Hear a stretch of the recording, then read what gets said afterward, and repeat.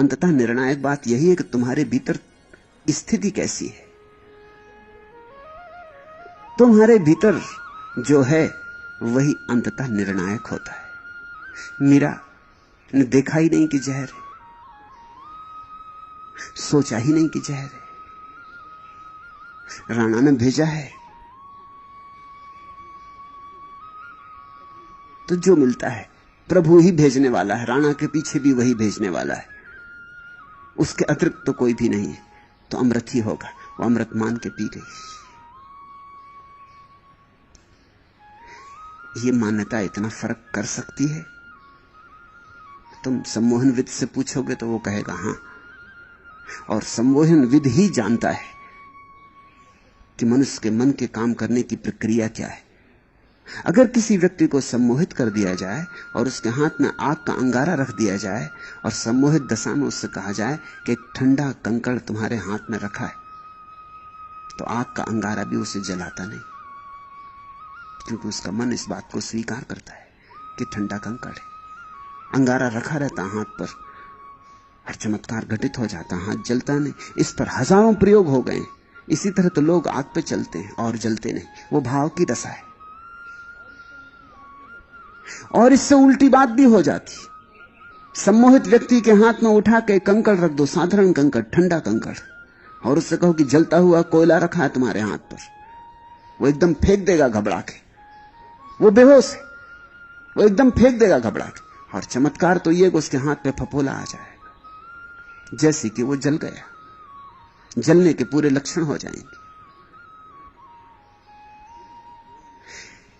इन घटनाओं में जो संतों के जीवन में भरी पड़ी हैं, मैं इसी मनोवैज्ञानिक सत्य की उद्घोषणा देखता हूं। मीरा ने स्वीकार कर लिया जहर अमृत की तरह, तो अमृत हो गया।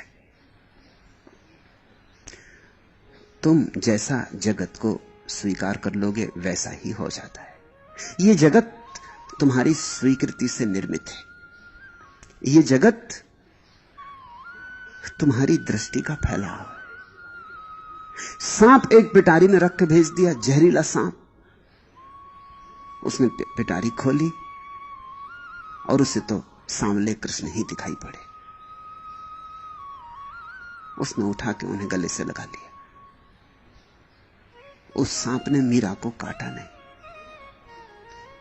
सांप इतने अभद्र होते भी नहीं जितना मनुष्य होता है।